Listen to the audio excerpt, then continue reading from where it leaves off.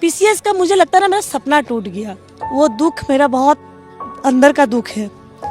तो कहीं ना कहीं मेरा दुख ना इन लोगों का आवाज तो बन ही गया। सोशल मीडिया में आके रोना अच्छी बात नहीं है। क्या झारखंड दिल्ली से दूर है? लगता तो ऐसा ही है। ऐसा हम इसीलिए कह रहे हैं कि पिछले 10-12 दिनों से झारखंड के रांची में बच्चे आंदोलन कर रहे हैं और इसकी आवाज़ अभी तक दिल्ली तक नहीं पहुंची है। जंतर मंतर पर जब आंदोलन हुआ तो लोगों ने जेन जी का आंदोलन, युवाओं का आंदोलन, छात्रों का आंदोलन कह करके पूरी तरह से उस आंदोलन का राजनीतिकरण भी किया गया। तमाम राजनीतिक दल, विपक्षी दल इस आंदोलन में शामिल हुए। सब लोगों ने ये कहा यह छात्रों के साथ सरकार अन्याय कर रही है, इसलिए छात्र आक्रोशित हैं, युवा पीढ़ी आक्रोशित है। लेकिन क्या झारखंड के छात्र अलग हैं और दिल्ली के छात्र अलग थे? झारखंड की परीक्षाओं में धांधली को लेकर के, पेपर लीक के मुद्दे को लेकर के वहाँ भी छात्र लगातार आंदोलन कर रहे हैं। वहाँ के छात्र भी सरकार से लगातार धांधली सेटिंग के खिलाफ कार्रवाई की मांग कर रहे हैं, परंतु इसकी आवाज़ अभी तक दिल्ली तक नहीं पहुंची है। और जो लोग युवाओं के नेता बनने का ढोंग रचते हैं, उन लोगों तक भी अभी तक आवाज़ नहीं पहुंची है कि झारखंड के साथ, छात्रों के साथ जो अन्याय हो रहा है उसके लिए वह आवाज़ उठाएं। ऐसा इसीलिए क्योंकि झारखंड में बीजेपी की सरकार नहीं है, इसलिए विपक्षी दल पूरी तरह से मौन है। यानी राज्य राज्य में छात्रों के बीच भेदभाव किया जाता है। हमारी सरकार है, वहाँ पर अगर कोई गड़बड़ी हो रही है तो हमको चुप रहना है। वहाँ के छात्र के साथ अन्याय हो रहा है तो हमको चुप रहना है। जहाँ हमारी सरकार नहीं है, वहाँ के छात्रों के साथ अगर अन्याय हो रहा है तभी हम वहाँ पर बोलेंगे, तभी वहाँ पर हम आवाज़ उठाएंगे, तभी वहाँ पर हम हंगामा करेंगे, तभी वहाँ पर हम वहाँ की सरकार पर दबाव बनाएंगे। यह पूरी तरह से जो राजनीतिक किया जाता है छात्रों के साथ, यह नहीं होना चाहिए।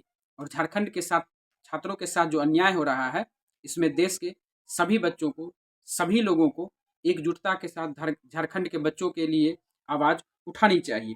झारखंड में भी छात्र नेता जो हैं देवेंद्र नाथ महतो, वह भूख हड़ताल पर हैं।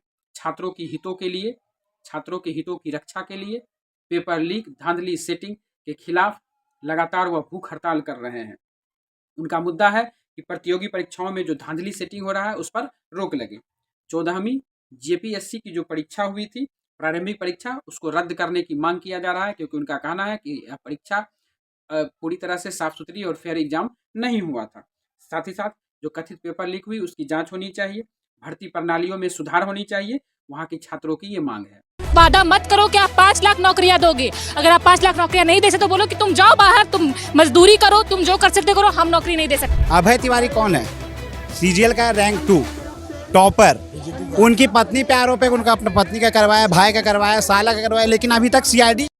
झारखंड की सरकार ने भी इसी धांधली सेटिंग को रोकने के लिए सीआईडी जांच के आदेश दिए हैं, परंतु छात्रों की मांग है कि जो जेपीएससी है और जेएसएससी के जो एग्ज़ाम होते हैं उनमें जो धांधलियाँ होती है, पेपर लीक होती है, उसका सीबीआई से जांच हो, ईडी से जांच होना चाहिए।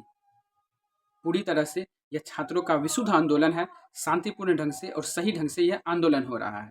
पहले ही वहाँ के छात्रों ने कह रखा है, इस जो मंच बनाया गया उस मंच पर कोई भी राजनीतिक दल के व्यक्ति नहीं आएंगे, किसी भी तरह की राजनीतिक बयानबाजी नहीं होगी, किसी भी तरह की धार्मिक बयानबाजी नहीं होगी, जैसा कि दिल्ली में होता था।